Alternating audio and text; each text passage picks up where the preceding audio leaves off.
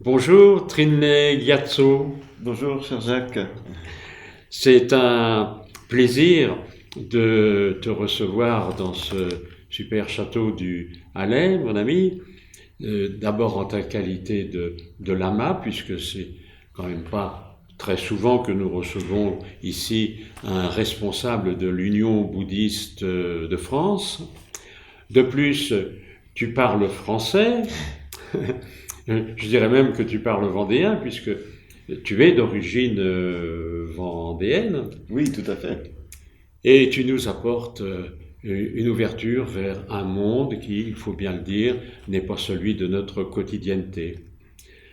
Euh, comment fait-on, Trinley, lorsqu'on est un jeune garçon vendéen, pour tout d'un coup se sentir orienté jusqu'à y consacrer sa vie vers une philosophie comme celle où tu es aujourd'hui et qui évidemment est pour toi quelque chose qui te prend tout entier. Oui, c'est vrai, oui, oui, oui. Ben, je dirais j'ai été élevé dans un milieu ouvert, euh, avec des parents athées, donc j'ai pas eu d'éducation religieuse. Mais déjà tout petit, j'étais attiré par la religion sans rien connaître. Et je crois quand j'avais 5 ans, je disais à ma grand-mère et à mon frère, quand on passait devant une église, je leur disais, quand je serai grand, je serai moine ou prêtre. Et puis ensuite, à l'adolescence, grâce à ma professeure de piano, j'ai lu l'œuvre de Saint Jean de la Croix, qui a vraiment été un grand, grand bouleversement pour moi, Ah oui. qui m'a beaucoup impressionné, beaucoup marqué. Et à partir de cette lecture, j'ai souhaité lire les différentes traditions religieuses et spirituelles.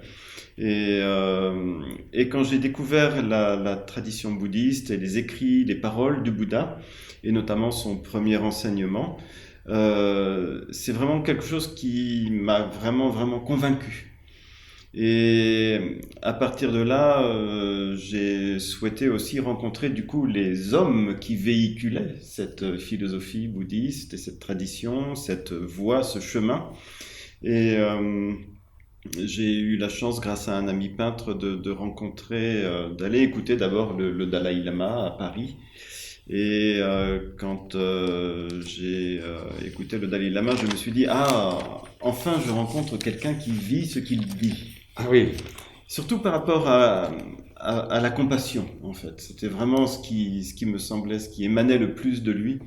Et c'est quelque chose qui m'a beaucoup marqué et qui, en fait, m'a amené à développer une vraie confiance aussi vis-à-vis des hommes, voilà, qui véhiculaient cette philosophie, et principalement donc dans le bouddhisme de tradition tibétaine.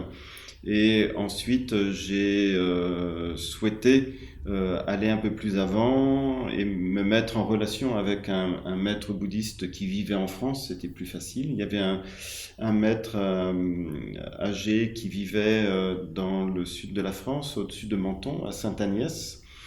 Et je lui ai écrit d'abord. Et puis ensuite, j'ai profité de la grève des étudiants par rapport à la loi Devaquet.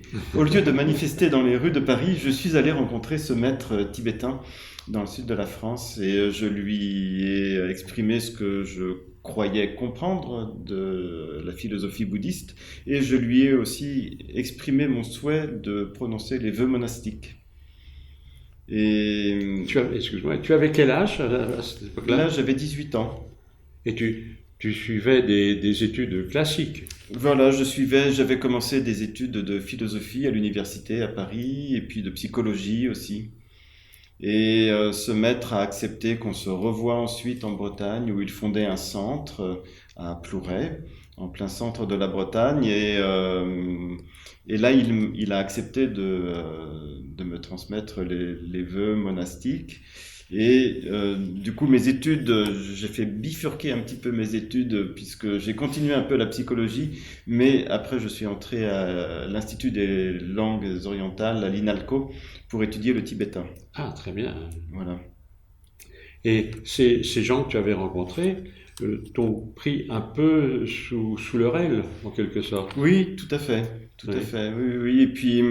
Et puis moi-même, ensuite, je suis allé vivre dans ce centre en Bretagne, où j'ai été président, secrétaire de l'association. oui, Et avec ce maître, j'ai fait mon premier voyage aussi en Inde et dans l'Himalaya, dans les contreforts de l'Himalaya, puisque notre monastère principal de notre ordre, de notre lignée, se trouve à Darjeeling.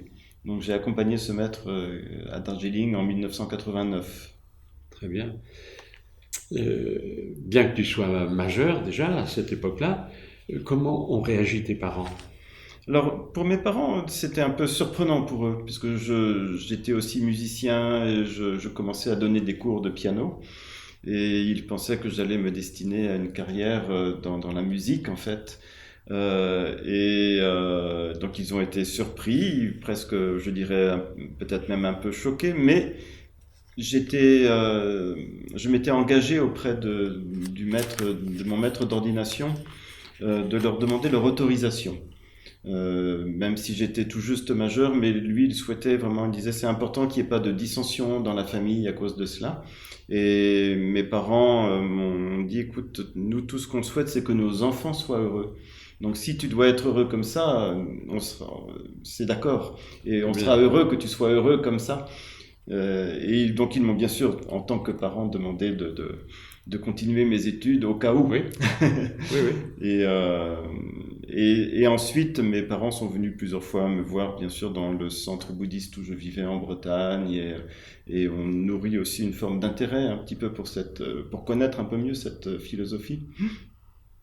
Donc tu as fait déjà après un premier voyage dans les contreforts de l'Himalaya, comme tu dis.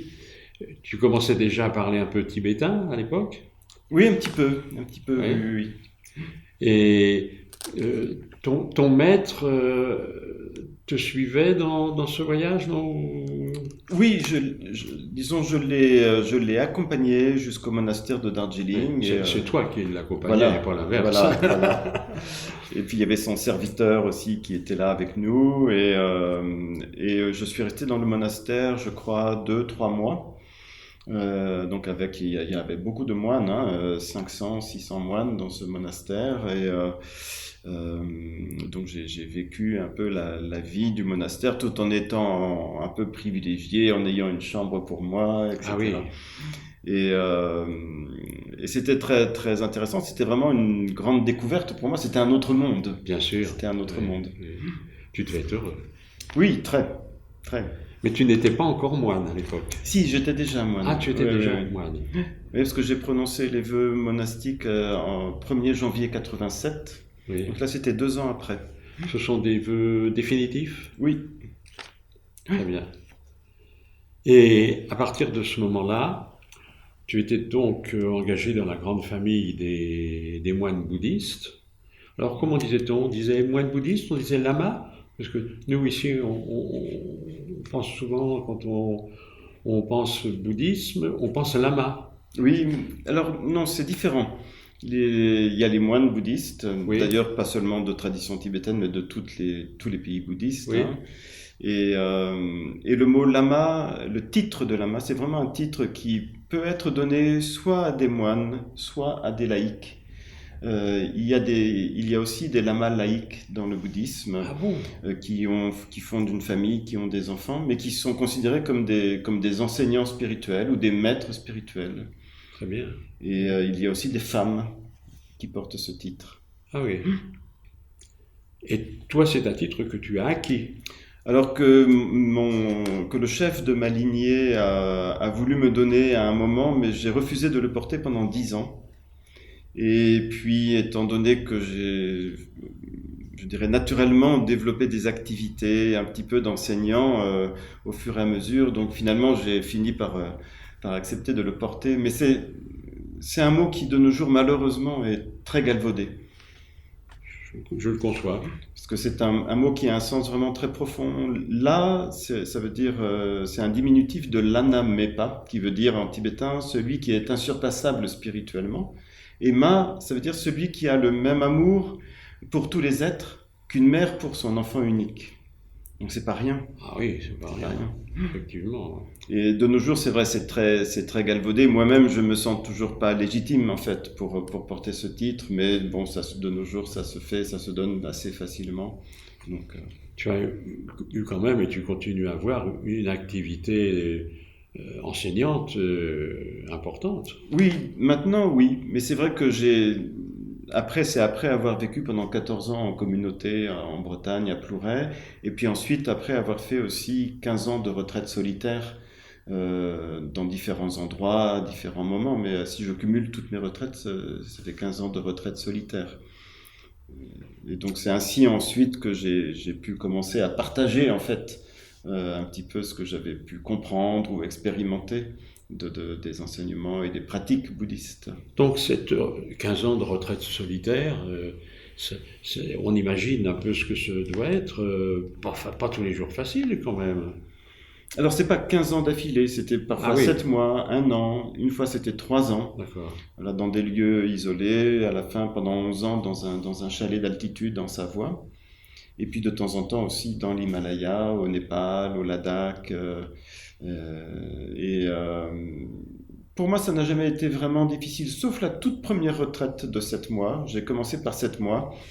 Là, ça pouvait être par moments un petit peu difficile parce que je n'avais pas l'habitude. Mais ensuite, je dirais le fait de rentrer en retraite, de sortir de retraite, c'était assez fluide pour moi. Ça permet de faire une introspection assez poussée, peut-être aussi? Oui, bien sûr, bien sûr. Et puis aussi de mettre en pratique, de pratiquer de manière intensive les pratiques spirituelles du bouddhisme, la méditation, par exemple. Et donc, je dirais, c'est une manière de pratiquer qui n'est pas obligatoire, bien sûr, dans le bouddhisme, hein, de faire des retraites. Mais voilà, c'est une manière vraiment d'approfondir vraiment dans le silence les enseignements. Alors, je sais, Trinley, on se connaît déjà depuis un certain temps. Nous appartenons tous les deux à la même association qui n'a rien à voir avec le bouddhisme, mais qui est celle des écrivains de Vendée. Et tu as donc, on le voit, eu dans le domaine de cette philosophie une progression et quelque chose de très profond, ce qui explique ton rôle aujourd'hui au sein de l'Union bouddhiste de France. Oui, c'est vrai, c'est vrai. Oui, j'occupe maintenant la fonction de coprésident de l'Union bouddhiste de France. Donc nous sommes 2 présidents. C'est pas rien. Non, sans doute. Sans doute.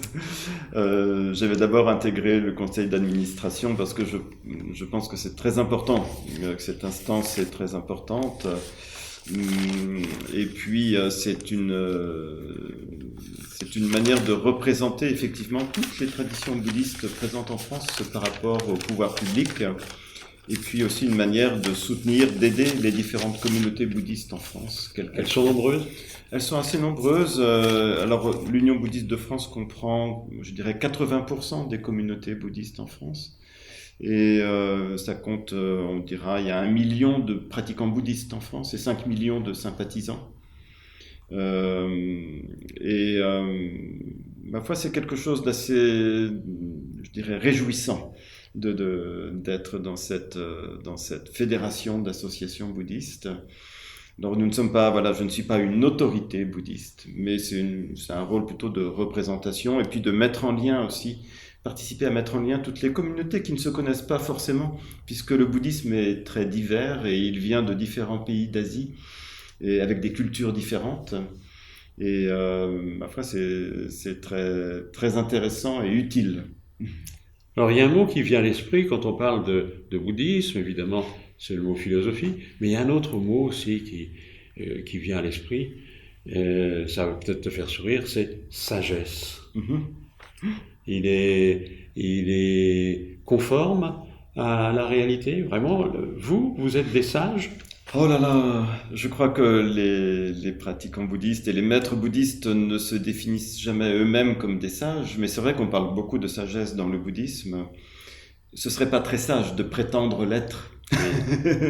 mais effectivement, on parle beaucoup de sagesse. Après, c'est comme, je pense, dans toutes les traditions. Voilà, les hommes sont ce qu'ils sont, avec aussi leurs émotions tout n'est pas rose dans le bouddhisme, dans les lignées bouddhistes et entre les lignées bouddhistes. Mais chacun, voilà, fait tout ce qu'il peut pour développer autant qu'il peut la sagesse qu'a enseigné le Bouddha. Et ce qui est important dans cette sagesse, et ce que disait le Bouddha, c'était de nous mettre face à nos responsabilités. En fait, le Bouddha a toujours dit, je ne peux pas faire quelque chose pour vous du point de vue spirituel. Je peux vous montrer un chemin spirituel et après c'est à vous de suivre ce chemin, à vous de le pratiquer, de faire les efforts qu'il faut pour développer cette sagesse en vous. Mais je ne peux pas vous donner la sagesse. Oui. Ceci étant, moi qui te connais quand même un peu, Strinley, et j'ai toujours constaté qu'il y avait en toi, comment dire, je t'ai jamais vu énervé, je t'ai toujours vu avec beaucoup une sensibilité, mais une sensibilité qui te permettait toujours de rester, non pas froid, mais quand même vis-à-vis des événements ou autres, tu restes toujours avec, tiens, j'allais prononcer un côté zen en quelque sorte. Ce que nous appelons l'équanimité. L'équanimité. L'équanimité, l'égalité d'esprit. Ah, très bien. Et là, je m'adresse à notre opérateur, Olivier. Équanimité, il faut se souvenir de ce mot, à mon avis. Très bien. Alors, ton activité au sein de cette Union bouddhiste de France, il ne faut pas non plus la minimiser parce que vous avez une émission de télévision hebdomadaire sur France 2 le dimanche matin. Oui, tout à fait. Hein, à 8h30. 8h30. Pendant un quart d'heure. Pendant un quart d'heure, bah, c'est déjà pas mal. C'est le quart d'heure bouddhiste du dimanche matin. Très bien. Eh ben, écoute, nous allons être beaucoup plus généreux. Hein, Olivier, on lui fait un double quart d'heure. Alors, on va lui faire une demi-heure. Merci. Bien, ceci étant, ton rôle ne se limite pas à cette émission. Je sais que récemment, tu étais encore à l'ambassade des États-Unis. Je suis intimement persuadé que tu n'es pas allé là-bas simplement pour prendre le thé, n'est-ce pas? Mais que vous aviez des choses quand même importantes à voir ensemble. Et les Jeux Olympiques arrivent, et je sais aussi pertinemment que toi, personnellement, tu vas avoir dans ces Jeux Olympiques un rôle qui n'est pas un rôle de figuration. C'est vrai. À ma grande surprise, j'étais le premier surpris d'apprendre que dans la charte des Jeux Olympiques, des aumôniers de tous les cultes présents dans le pays doivent être présents, doivent assurer des permanences sur le village olympique, pour les athlètes et pour les équipes qui sont autour d'eux. Et donc je me suis engagé à être présent le plus possible durant les 6 semaines en fait, des Jeux Olympiques et Paralympiques, aux côtés des autres cultes, pour venir en aide spirituellement s'il y a des demandes de la part des athlètes ou des équipes présentes. Très bien. Eh bien, je te souhaite de bons Jeux Olympiques et je sais que tu n'auras peut-être pas de médaille, mais franchement, Trinley, tu la mériterais. Merci Jacques. Bien.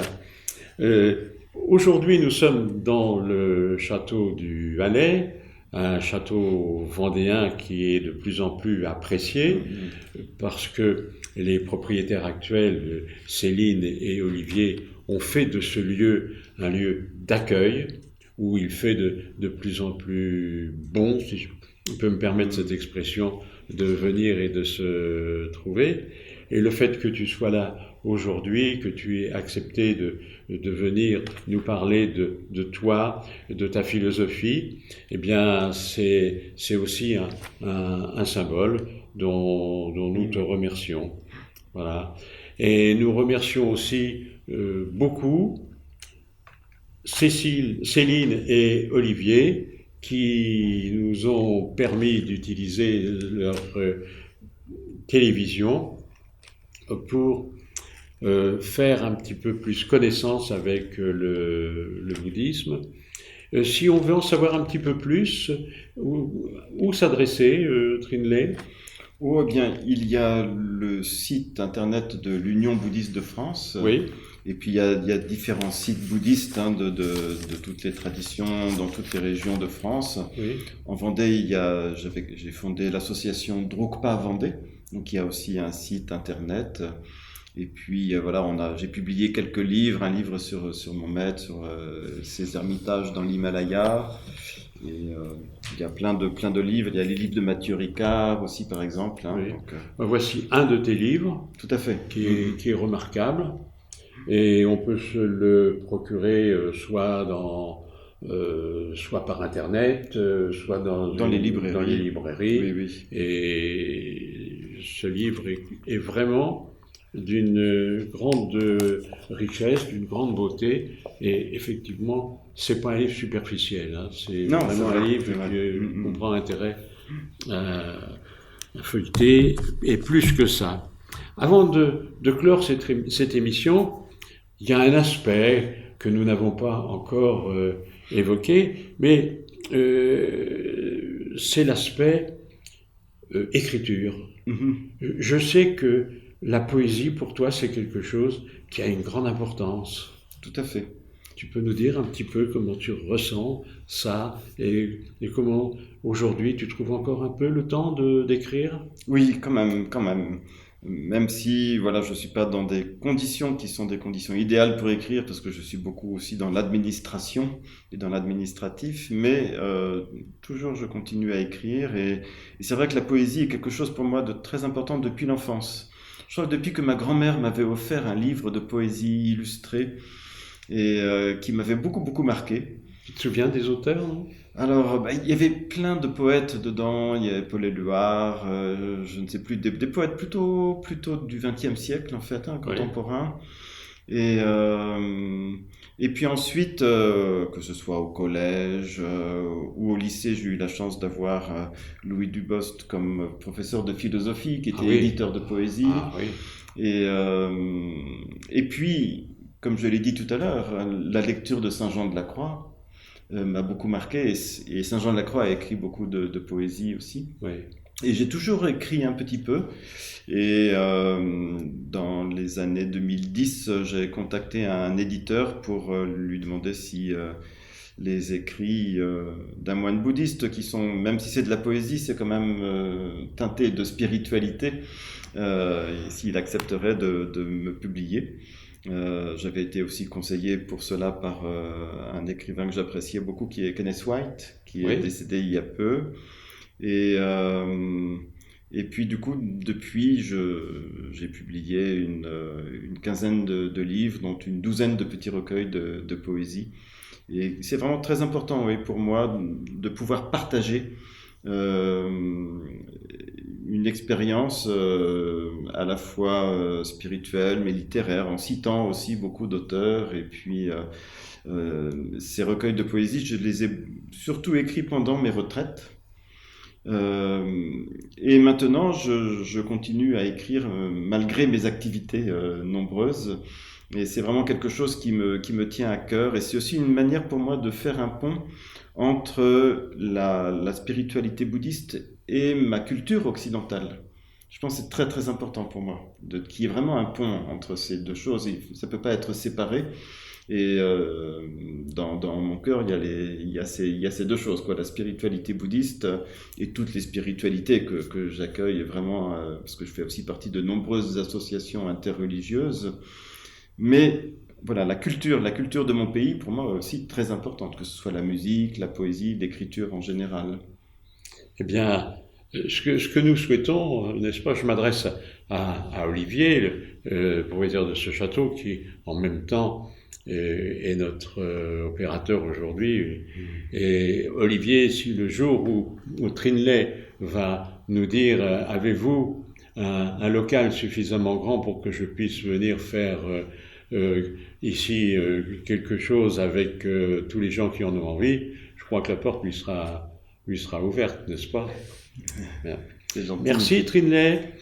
Merci Olivier, merci à Céline de nous avoir reçus avec la chaleur et la gentillesse qui est habituelle au Halais. Et nous y reviendrons toujours avec plaisir. Et j'espère qu'on aura encore souvent l'occasion de te recevoir au château, mon cher ami. Merci beaucoup, cher Jacques. Merci, avec joie. Merci.